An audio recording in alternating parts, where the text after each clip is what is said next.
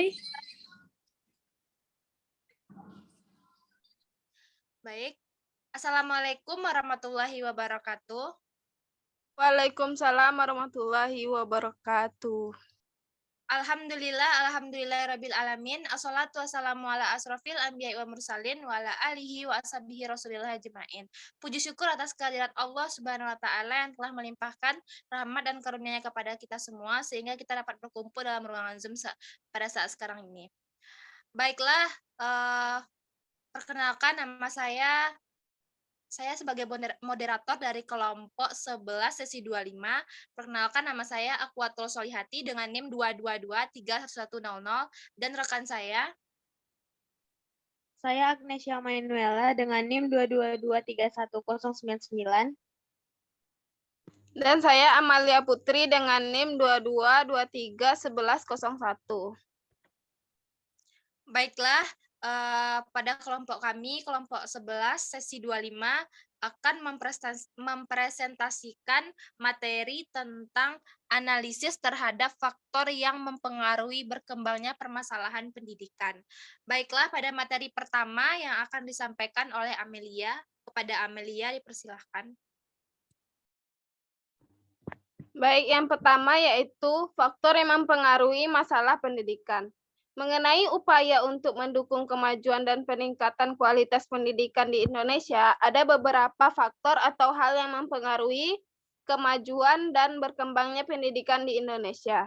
Dan menjadi suatu masalah pendidikan yaitu yang pertama, adanya perkembangan iptek dan seni. Yang kedua, laju dan pertumbuhan pendudukan yang diantaranya terbagi menjadi dua. Yang pertama, pertambahan penduduk. Yang kedua, penyebaran penduduk. Yang ketiga yaitu aspirasi masyarakat. Yang keempat, keterbelakangan budaya dan sarana kehidupan.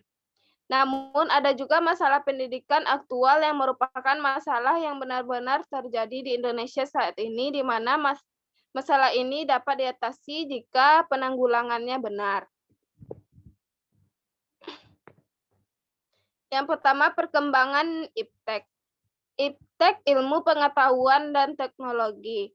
Hubungan antara pendidikan dan iptek itu misalnya suatu teknologi baru yang digunakan dalam suatu proses produksi menimbulkan kondisi ekonomi sosial baru lantaran perubahan persyaratan kerja dan juga penguraian jumlah tenaga kerja atau jam kerja. Kebutuhan bahan-bahan baru. Kondisi tersebut dapat mempengaruhi perubahan isi pendidikan dan metodenya. Yang kedua, perkembangan seni.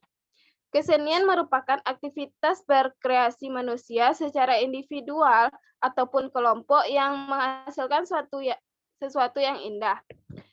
Dunia seni telah mengalami perkembangan yang pesat dan semakin mendapatkan tempat dalam kehidupan masyarakat. Keadaan seperti ini sudah barang tentu akan menimbulkan masalah baru dalam bidang pendidikan. Jika seni dikembangkan melalui sistem pendidikan, maka permasalahan baru akan muncul antara lain ketersediaan sarana dan prasarana, serta ketenagaan kesenian di lembaga pendidikan seperti sekolah. Sekian yang saya sampaikan, saya kembalikan ke moderator. Baiklah, terima kasih kita ucapkan kepada Amel. Materi selanjutnya yang akan disampaikan oleh saya sendiri. Baiklah. Materi selanjutnya yaitu pertambahan penduduk. Dengan bertambahnya jumlah penduduk, maka penyediaan prasarana dan sarana pendidikan serta komponen penunjang terselenggaranya pendidikan harus ditambah.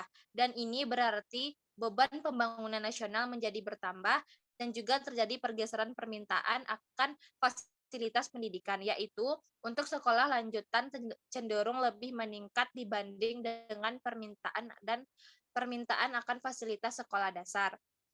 Selanjutnya, penyebaran penduduk. Sebaran penduduk seperti digambarkan itu menimbulkan kesulitan dalam hal penyediaan dan penempatan guru. Di samping sebaran penduduk seperti di kota padat, di desa jarang juga perlu diperhitungkan adanya arus perpindahan penduduk dari desa ke kota atau urbanisasi yang terus-menerus terjadi. Peristiwa ini menimbulkan pola yang dinamis dan labil yang lebih menyulitkan perencanaan penyediaan sarana pendidikan.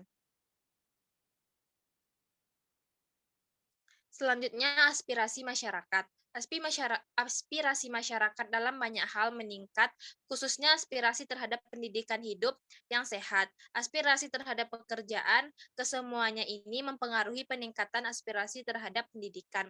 Pendidikan dianggap memberikan jaminan bagi peningkatan taraf hidup dan pendakian di tangga sosial. Sebagai akibat dari meningkatnya aspirasi terhadap pendidikan, maka orang tua mendorong anaknya untuk bersekolah agar nanti anaknya memperoleh pekerjaan yang lebih baik daripada kedua orang tuanya sendiri.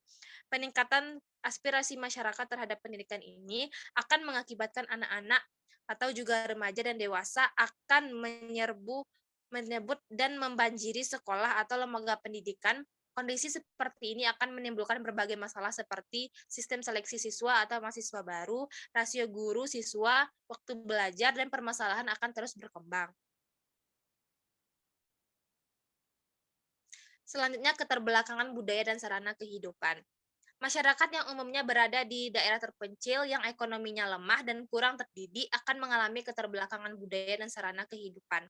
Keadaan seperti ini sudah jelas akan menimbulkan masalah bagi pendidikan.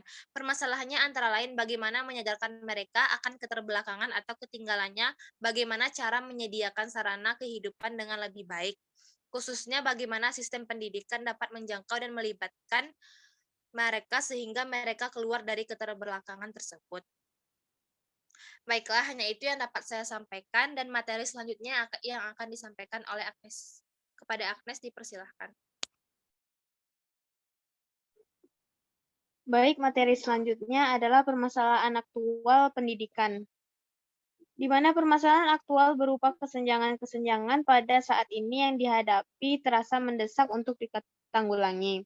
Beberapa masalah aktual pendidikan yang akan dikemukakan meliputi masalah-masalah keutuhan pencapaian sasaran kurikulum, peranan guru pendidikan,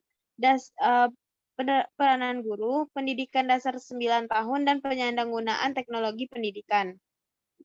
Selanjutnya, keberadaan pendidikan dasar 9 tahun mempunyai landasan yang kuat, yaitu RI nomor 2 tahun 1989 pasal 6 menyatakan tentang hak warga negara untuk mengikuti pendidikan sekurang-kurangnya tamat pendidikan dasar. Dan pasal 3 menyatakan tujuan pendidikan dasar. Pasal 2 menyatakan bahwa pendidikan 6 tahun di SD dan program pendidikan 3 tahun SLTP. Pasal 3 memuat tujuan pendidikan dasar, yaitu memberikan bekal kemampuan dasar kepada peserta didik untuk mengembangkan kehidupannya sebagai pribadi, anggota masyarakat, dan warga negara, serta mempersiapkan peserta didik untuk mengikuti pendidikan menengah. Namun ada upaya penanggulangannya, yaitu beberapa penanggulangan yang perlu dilakukan untuk menanggulangi masalah-masalah aktual seperti yang telah dikemukakan tadi, antara lain sebagai berikut. A. Pendidikan afektif yang perlu ditingkatkan secara terprogram, tidak cukup berlangsung hanya secara insidental. B. Pelaksanaan ekstrakurikuler dipekerjakan dengan penuh kesungguhan, dan hasilnya diperhitungkan dalam menetapkan nilai akhir atau kelulusan. C. Pemilihan siswa atas kelompok yang akan melanjutkan belajar ke perguruan tinggi dengan akan terjun ke masyarakat merupakan hal yang prinsip karena pada dasarnya tidak semua siswa secara potensial mampu belajar di perguruan tinggi. Oleh karena itu, perlu disusun rancangan yang mantap untuk itu. Misalnya antara lain sekolah menengah kejurusan tingkat atas diperbanyak dengan berbagai jenisnya. Di segi lain, pendirian perguruan tinggi swasta dibatasi dan akreditasi terhadap PTS diperketat. Sekian materi yang dapat saya sampaikan, saya kembalikan ke moderator. Baiklah, terima kasih kita ucapkan kepada Agnes. Dengan berakhirnya materi yang disampaikan oleh Agnes tadi, maka berakhirlah presentasi dari kelompok 11 sesi 25 pada saat sekarang ini. Saya sebagai moderator mohon maaf atas segala kesalahan dan kekurangannya. Terima kasih. Wassalamualaikum warahmatullahi wabarakatuh. Waalaikumsalam warahmatullahi wabarakatuh. Waalaikumsalam warahmatullahi wabarakatuh.